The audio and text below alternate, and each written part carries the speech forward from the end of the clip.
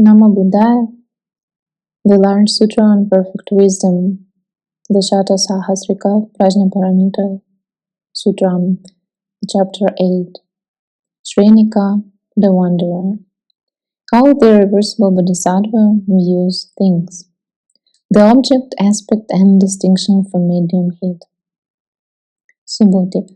I who do not find or apprehend anything to correspond to the words Bodhisattva and perfect wisdom, which Bodhisattva should I then instruct and admonish, in which perfect wisdom? It would surely be regrettable if I, unable to get at the arising and passing away of any Dharma, should merely in words cause a Bodhisattva and a perfection of wisdom to arrive and to pass away. Moreover, what is thus designated is not continuous nor discontinuous, and it has no stability anywhere. And why? Because of the fact that it doesn't exist apart from ignorance. That is why it is not continuous or discontinuous, and has no stability anywhere. I do not get at the rising and passing away of form, etc., nor do I see in it when reviewing.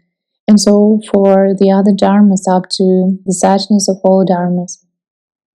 To what then could that word bodhisattva refer?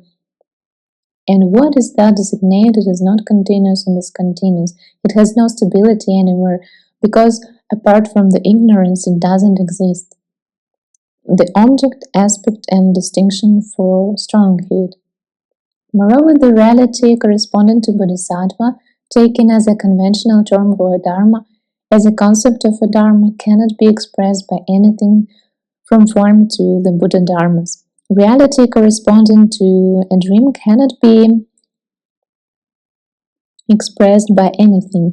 Know that of an illusion, an echo, a mirage, the reflection of a moon in the water, or a magical creation of the Tathagata. The reality corresponding to space, earth, and the other physical elements of suchness, no falsehood, unaltered suchness, Dharma suchness, Dharma element, the constant sequence of Dharma, the reality limits the perfection of giving and the other perfections, to morality, concentration, wisdom, anticipation, the vision and cognition of emancipation to the stream winner, etc., to the fully enlightened one, cannot be expressed by anything, be it wholesome or unwholesome, faulty or faultless, permanent or impermanent, is or ill, self or not self, calm or uncalm, isolated or not isolated, existent or non-existent.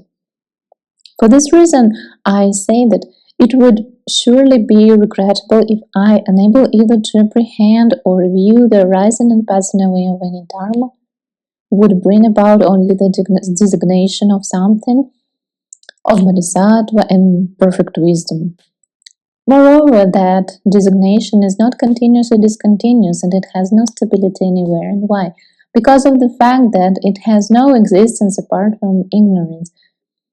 If when this perfection of wisdom is thus being taught and explained through these modes, tokens, and signs, the thought of a bodhisattva does not become cowed, stolid, or regretful, and his mind doesn't tremble, it is not frightened or terrified, then certainly the bodhisattva, the great being, should be known as standing on the level of an irreversible bodhisattva by way of not taking his stand anywhere.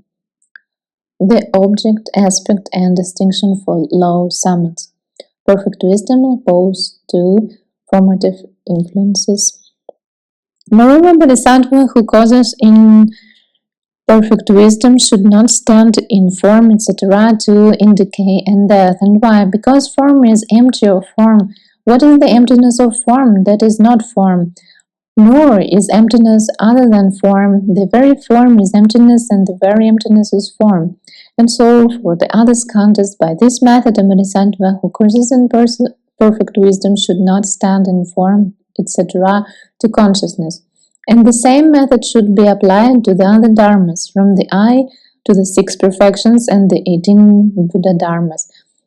to the syllabus, to single utterness, double utterness, the separate utterness, to the super knowledges, all concentrations and all Dharani doors, to the conviction that form, etc., is permanent or impermanent, is or ill, self or not self, calm or not calm, empty or not empty, sign or signless, wish or wishless, isolated or not isolated, to suchness that the true nature of Dharma, the realm of Dharma, the fixed sequence of Dharma, and the reality limit. Even Bodhisattva who courses in perfect wisdom stands in form, etc., with a mind devoid of skill and means, and prone to eye-making and mind-making, then he courses in the formative influence of form, etc., and not in perfect wisdom. And why? Because while coursing in formative influences, a Bodhisattva cannot gain perfect wisdom, nor make endeavors about or fulfill it. When he doesn't fulfill perfect wisdom, he cannot go forth to the knowledge of all modes. And why? Because form cannot be appropriated. But the non-appropriation of form is not form on account of the emptiness of its essential origin nature. And that applies to all dharmas, including perfect wisdom itself. It is then that a bodhisattva who courses in perfect wisdom should investigate all dharmas as empty in their essential originate nature. He should survey them in such a way that there is no mental apprehension of any dharma. This is the concentration circle of the bodhisattva, which is called the non-appropriation of all dharmas, vast, noble, and fixed on infinitude, to which all disciples and practical Buddhas have no claim and in which they have no share.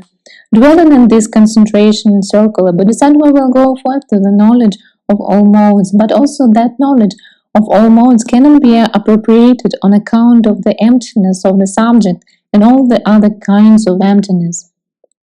The object, aspect, and distinction from medium summits. Perfect wisdom opposed to the sign. And why? Because the knowledge of all modes should not be seized through a sign, for a sign is defilement. What again is sign? Form, etc., to the reality limit are signs, and they are all called defilement. If again perfect wisdom could be seized through a sign, then ŠRENIKA, the wanderer, would not have gained faith in this our religion and in the cognition of the all-knowing. Faith here means the believing in perfect wisdom, the trust and confidence, the resoluteness and deliberation, the weighing up destined, and that is the absence of any sign. Thus should perfect wisdom be taken up through the signless. When ŠRENIKA, the wanderer, had faith in that cognition of the all-knowing, he entered as a faith follower on a cognition with a limited scope. Having entered on it, he didn't take hold of form or any other skandha. And why? Since all dharmas are empty of their own marks, there was no dharma which he could take hold of on account of this non-attention to a sign. And why? For he did not review that cognition is due to an attainment and reunion which is inward or outward, or both inward and outward, or elsewhere. And why?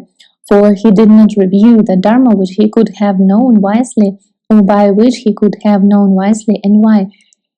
He did not review that cognition as inside form, or as outside form, or as both inside and outside form, or as something other than form, on account of subjective-objective emptiness.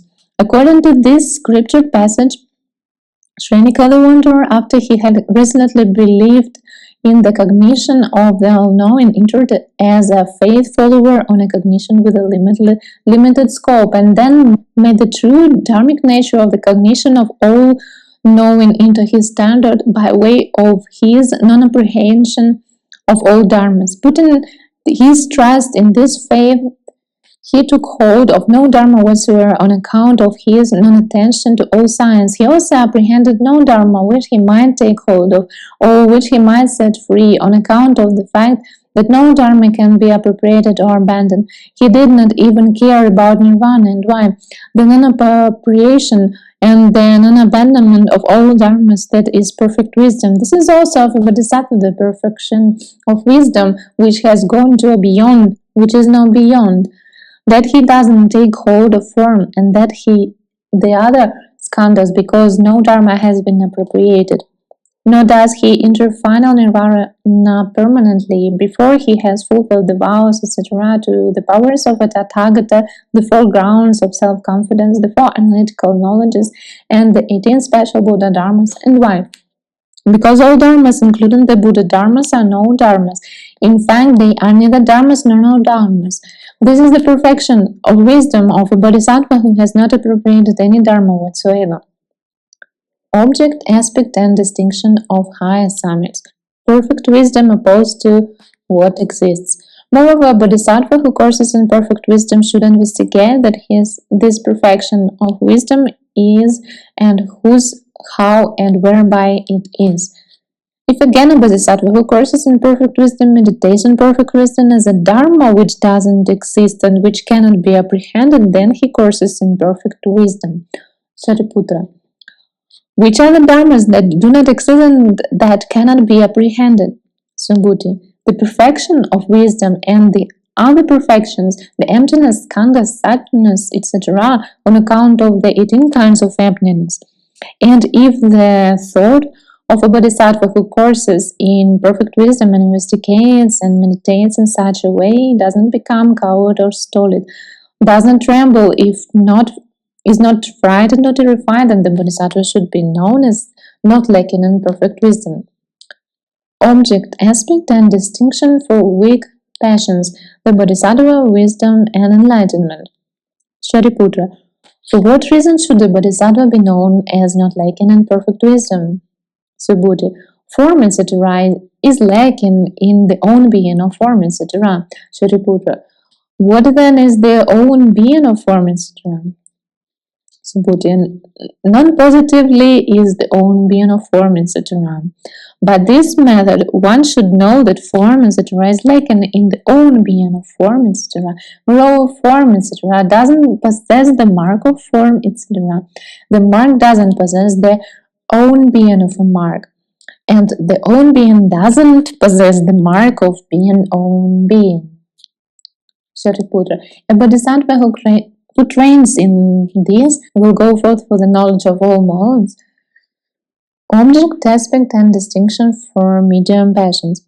Subhuti. He will, and why? Because all dharmas are unborn and do not go forth. Shariputra. For what reason are all dharmas unborn and do not go forth? Subhuti. Form is empty of the own being of form. One cannot apprehend any birth or going forth with regard to it. And so, for all dharmas up to the reality limit, it is thus that a bodhisattva who courses in perfect wisdom comes near to the knowledge of all modes. To the extent that he comes near it, he obtains the perfect purity of body, thought, and marks. To the extent that he obtains the perfect purity of body, thought, and marks, he produces no thought accompanied by greed, hate, or delusion, or by conceit, cupidity, or bad views. Owing to the non-production of such thoughts, he is never again reborn in the belly of a mother, but constantly and always he is reborn apparitionally. From Buddha field he passes on to Buddha field, honors the Buddhas, lords, matures beings, and purifies the Buddha fields. Until the time that he knows full enlightenment, he is never again deprived of those Buddhas and lords. It is thus, Shariputra, that a bodhisattva comes near to full enlightenment. This is the end of the 8th chapter of the large sutra on perfect wisdom, the Satasahasrika Prajnaparamita Sūtram.